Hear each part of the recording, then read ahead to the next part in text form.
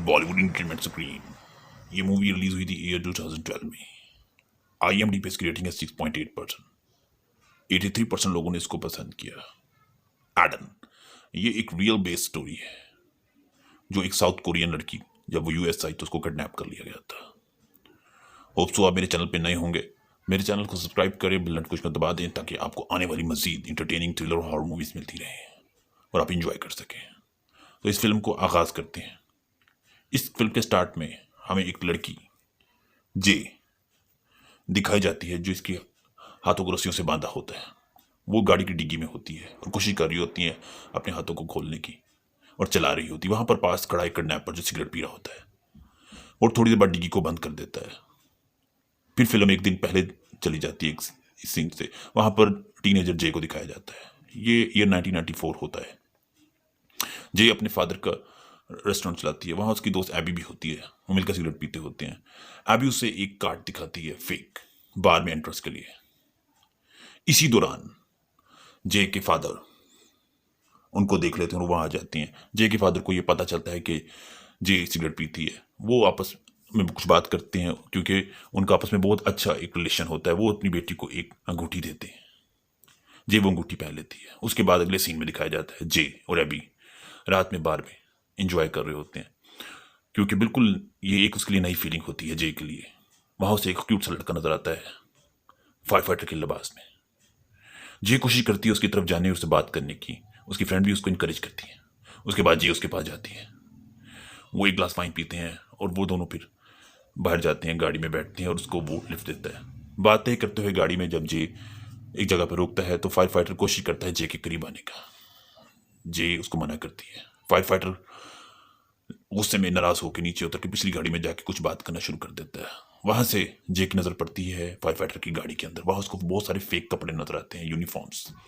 जी को कहीं ना कहीं ये अंदाजा हो जाता है कि फायर फाइटर किसी न किसी काम में मुलविस है, कुछ फ्रॉड है। वो वहां से भागती है, दौड़ते हुए जाती है बाहर कि अचानक अगले सीन में हमें दिखाया जाता है बॉब, जो पुलिस ऑफिसर होता है, जो इन्वेस्टिगेशन कर रहा होता है ड्रग ह्यूमन ट्रैफिकिंग। वहां से दो पुलिस ऑफिसर नजर आते हैं। वहां पर उसे एक लड़की की लाश में के टांग में एक ट्रैकर होता है। और दोनों पुलिस ऑफिसर कुछ बात कर रहे होते हैं। थोड़ी देर बाद बॉब पिस्टल निकाल के दोनों को गोली मार देता है। अगले सीन में दिखाया जाता है जे को, जो एक ट्रक में होती है। उसके साथ बहुत सारी लड़कियां होती हैं, कुछ लड़कियां बेहोश होती हैं।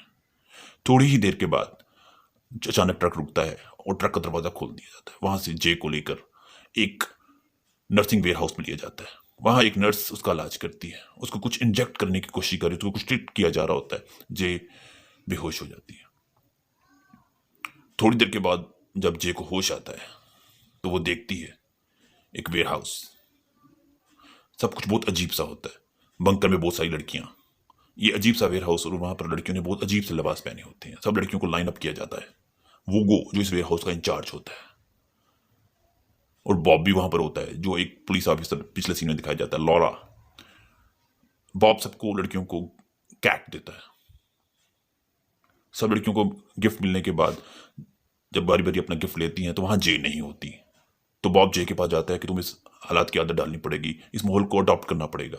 जे काफ़ी परेशान होती है अपने फादर को याद करके, अपनी फैमिली को याद करके। वहाँ पर एक नर्स होती है, वो उसको मुआयना करती है, उनको कुछ इंजेक्ट करती है।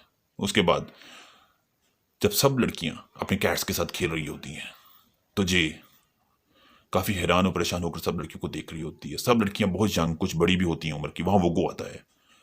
वोगो को सब लड़कियों को कुछ ड्रेस देता है। वहाँ पर कुछ लड़कियों को सेलेक्ट करके वोगो एक वैन में एक जगह पर लेके जाता है जब सब लड़कियों ने फैंसी ड्रेस पहना होता है।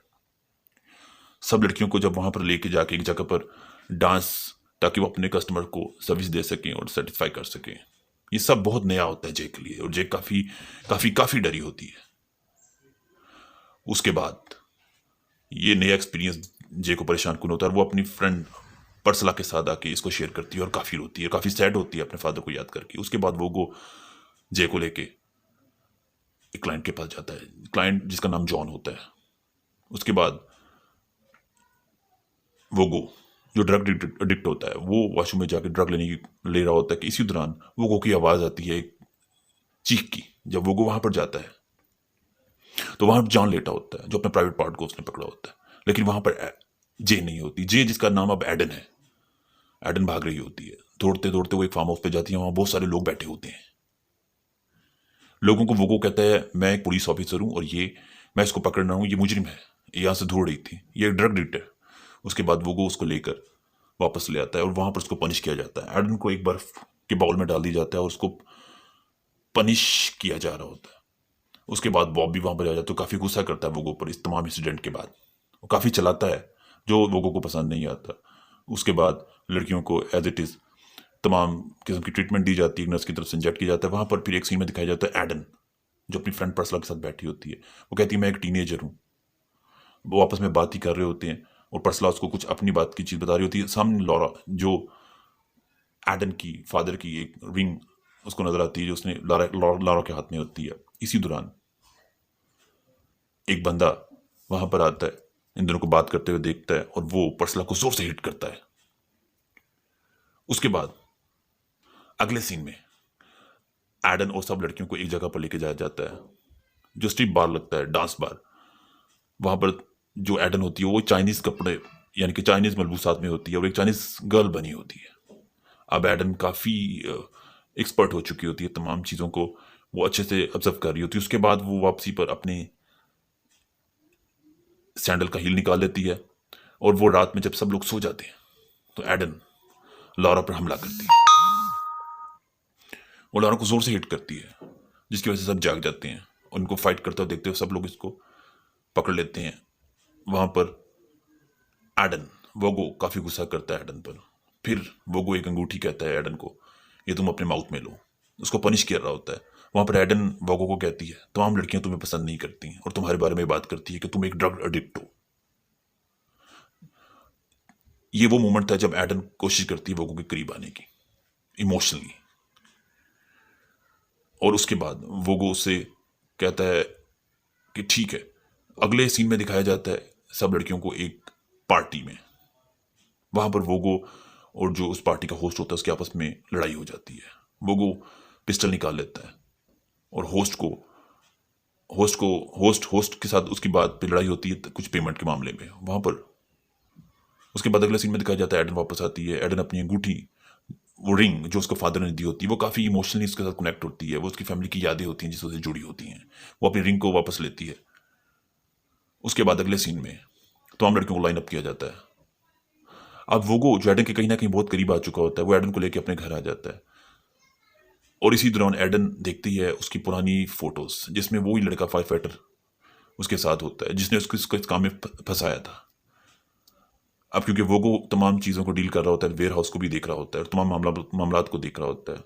उसके बाद वो लारा के पास आता है। लारा जो कस्टमर सर्विस कॉल्स देख रही होती है वो उससे कहता है तुम्हें ये जॉब छोड़नी पड़ेगी, यहाँ पर एडन को आना पड़ेगा। उसके बाद लारा को ये बात बहुत बुरी लगती है। एडन उस जगह पर आ जाती है।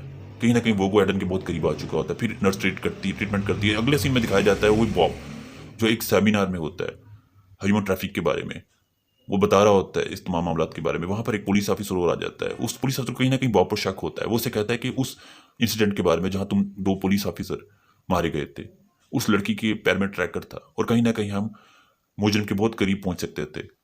अब आपको भी लगता है इस पुलिस ऑफिसर को उस पर डाउट हो चुका है। उसके बाद अगले सीन में बॉब फिशिंग कर रहा होता है। वहां पर वोगो भी आ जाता है वैन के अंदर और वैगो दो लड़कियों की लाशें निकालता है और फेंकता है उनको। उसके बाद एडन भी वहीं होती है। किसी बात पर वोगो और बॉब की आपस में लड़ाई हो जाती है। फाइट इतनी बढ़ जाती है कि वोगो को उसकी बातें पसंद नहीं आती और वो बॉब को मार देता है। उसके बाद वोगो और एडन शिप में बैठ के उस जगह से निकल जाते हैं। उस जगह से निकल के वो एक जगह पहुंचते हैं जहां पर तमाम लोगों को पहले से पता होता है कि बॉब मर चुका है और वोगो को काफी अप्रिशिएट करते हैं। उसके बाद एडन घूमते हुए उस एक कमरे में जाती है जहाँ काफ़ी चीज़ें ऑपरेशन के रिलेटेड पड़ी होती हैं। वो जाते जाते जाके एक कमरे में जाती है जहाँ उसकी फ्रेंड पर्सला भी होती है जो प्रेग्नेंट होती है। पर्सला एडन को देख के बहुत खुशी होती है। एडन से कहती है तुम यहाँ पर कैसे? वो कहती है मुझे कुछ माह पहले यहाँ पर लाया गया था और कुछ मामलात थे। उसके बाद वो एडन पर्सला का मुंह बंद कर देती है कि मैं तुम्हें यहाँ से निकालूंगी, तुम बेफिक्र हो जाओ। उसके बाद अगले सीन में दिखाया जाता है सब ये देख रहे होते हैं कि पॉप की डेथ हो चुकी है। वो वापस आता है एडन को वैन में लेके। वो एडन से पूछता है तुमने वहां क्या देखा? एडन कहती मैंने कुछ नहीं देखा। उसके बाद वो उसको एडन को गाड़ी रोकने को कहता है। गाड़ी रुकते ही एक लड़की जो वैन के पीछे होती है वो उसको निकाल लेता है और एडन को कहता है तुम इस पे पिस्टल तान लो। अगर तुमने इसको ना मारा तो मैं तुम्हें मार दूंगा। वो को एडन काफी परेशान होती है, वो उस पर फायर करती है लेकिन पिस्टल खाली होती है और वो एडन को गले लगा लेता है। उसके बाद वो और एडन आपस में बात करते हैं और चलते वहां पर वापस अपने वेयर हाउस में आते हैं, जहां पर वो अब क्योंकि वेयर हाउस का सारा काम वो देखता है तो वहां पर वो अपने गार्ड्स को पनिश करता है। फिर वही नर्स तमाम लड़कियों को उनके ड्रेस देती है और उन तमाम लड़कियों को कहती है तुम यहाँ से चले जाओ। तमाम लड़कियों को यहाँ से भेज दिया जाता है वोगो के कहने पर, लेकिन वोगो कहता है एडन को तुम बहुत लकी, तुम मेरे साथ आओ। वो उसको लेकर एक जगह चला जाता है।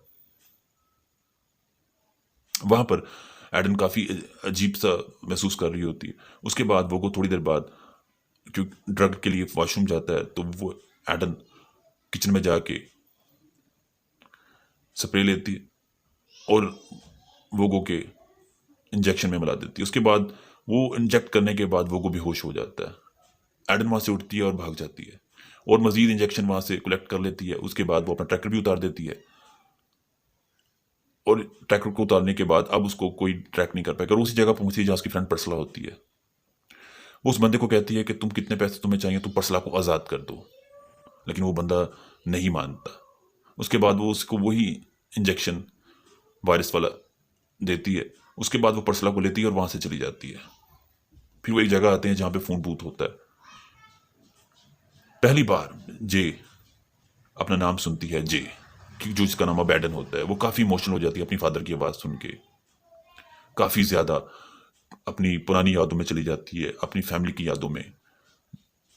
और अपने फिर उसके बाद वो फोन रखती है और ये फिल्म यहीं एंड हो जाती है। ये फिल्म चिमकिम जो साउथ कोरिया से यूएस आई थी और उनको किडनैप कर लिया था, ये रियल बेस्ड स्टोरी उनके ऊपर थी। अब वो एक एक्टिविस्ट हैं और ह्यूमन ट्रैफिक के लेके बहुत सारे अच्छे काम कर रही हैं। होप सो आपको ये फिल्म अच्छी लगी होगी। आप मेरे चैनल को सब्सक्राइब कर दें और बेल नोटिफिकेशन दबा दें ताकि मजीद आपको अच्छी फिल्म मिलती रहे।